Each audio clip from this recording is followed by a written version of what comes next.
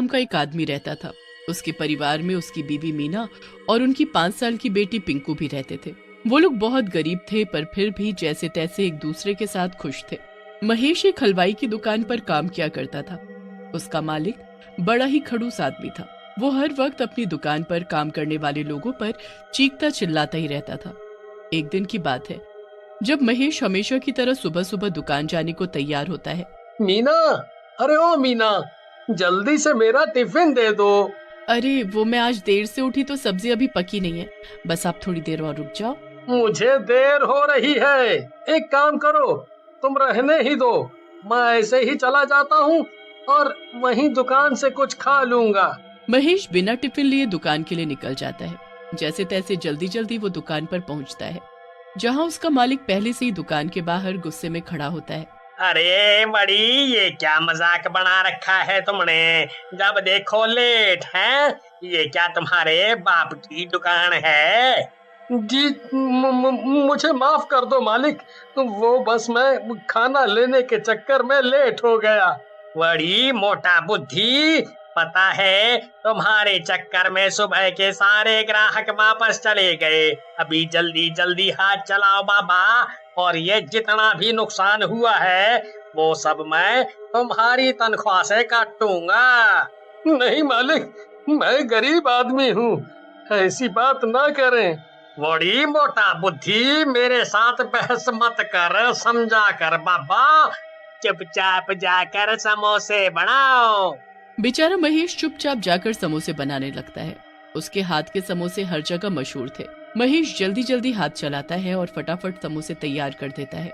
अब दोपहर हो जाती है और सबका खाने का वक्त हो जाता है। महेश उस दिन खाना लेकर नहीं आता। फिर उसका एक दोस्त जो वहीं काम करता है वहाँ आकर खड़ा होकर उसे देखने लगता है और उसे बोलता है, अरे महेश, क्या बात है, आज तू खाना नहीं खा रहा? अरे भाई, आज मैं खाना ही नहीं लाया। ओहो, पर तेरे लिए तो मालिक अंदर समोसे रखवा कर गए हैं, समोसे। क्या? मेरे लिए समोसे? और मालिक क्या बात कर रहा है, वो इतने खड़ूस, और मेरे लिए समोसे? अब तू इतना मत सोच और चल, जल्दी चल, वरना सारे समोसे ठंडे हो जाएंगे। दोनों अंदर जाते हैं। हरी अपना खाने का डब्बा खोलता है और वो खाने लगता है और महेश समोसे खाना शुरू करता है। दोनों दोस्त आपस में बात कर ही रहे होते हैं कि अचानक महेश का सर घूमने लगता है और फिर उसे उल्टियां होने लगती हैं। भाई भाई, मुझे मुझे बहुत बहुत अजीब लग रहा है। अभी तो तू बिल्कुल ठीक था, आखिर तुझे हुआ क्या? समझ ही नहीं आ रहा, बस मेरा दम घुट रहा है। मुझे मुझे जल्दी बाहर ले चल, जल्दी बाहर ले चल। हाँ हाँ, तू तू परेशान मत हो, मैं अभी तुझे बाहर ले चलता हूँ। हरी जल्दी से महेश को बाहर लेकर जाता है। महेश की हालत और खराब होने लगती है। हरी जल्दी से महेश के लिए पानी लेकर आता है। हरी महेश को पानी पिलाता है, पर महेश के गले से एक बूंद भी पानी नहीं उतरता। उसकी हालत और बदतर होने लगती है। उसे बार बार उल्टी आने लगती है और उसका सर बुरी तरह घूम रहा होता है। उल्टियां करते करते महेश जमीन पर गिर जाता है और उसके मुंह से झाग निकलने लगता है। हरी महेश को ऐसे गिरते देख जोर से चिल्लाता है। हरी की चीख सुनकर दुकान में काम करने वाले कुछ लोग वहां आकर खड़े हो जाते हैं। आसपास से पड़ोस की दुकान के लोग और दुकान का मालिक भी वहां आ जाते हैं। सब लोग महेश को देख ही रहे होते हैं। अरे बाबा, इसके मुंह से तो झाग निकल रहे हैं। इसने जहर वहर खा लिया है क्या? पता नहीं, इसने मेरे सामने तो कुछ नहीं खाया।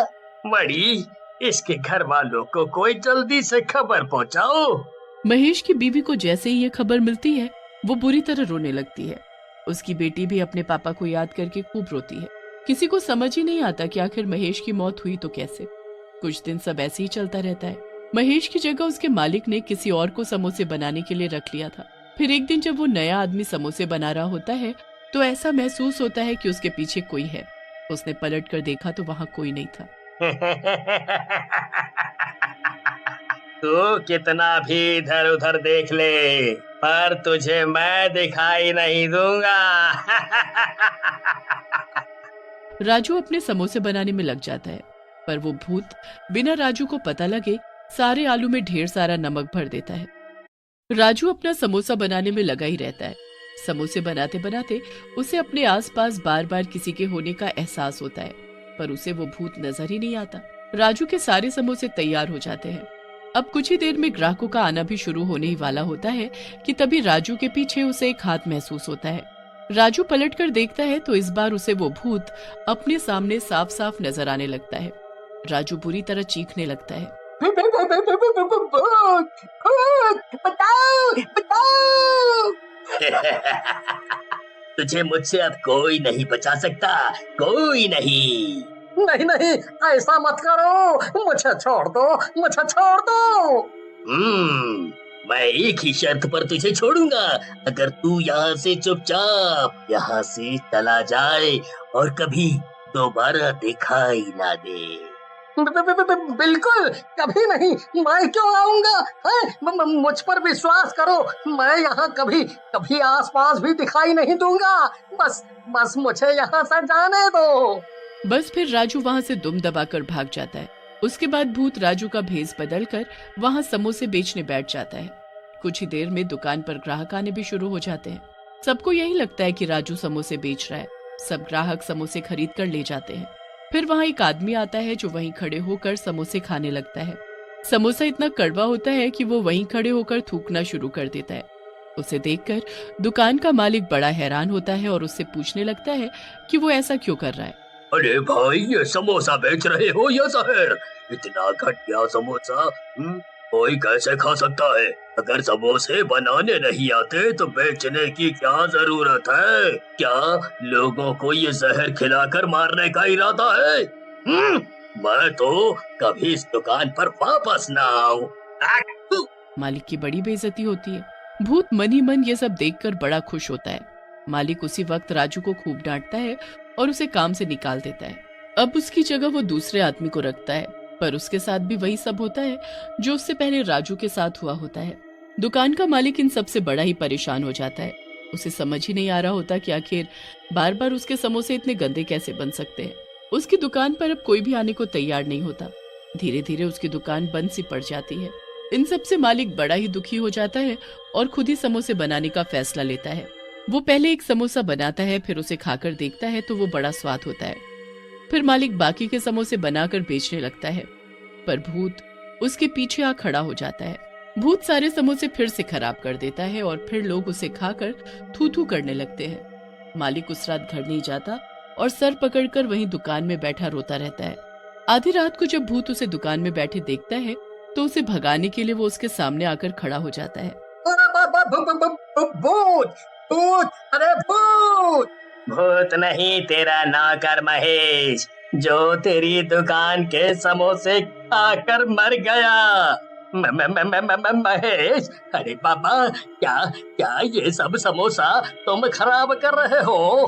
हाँ, और मैं इस दुकान को बंद करवा के ही रहूंगा।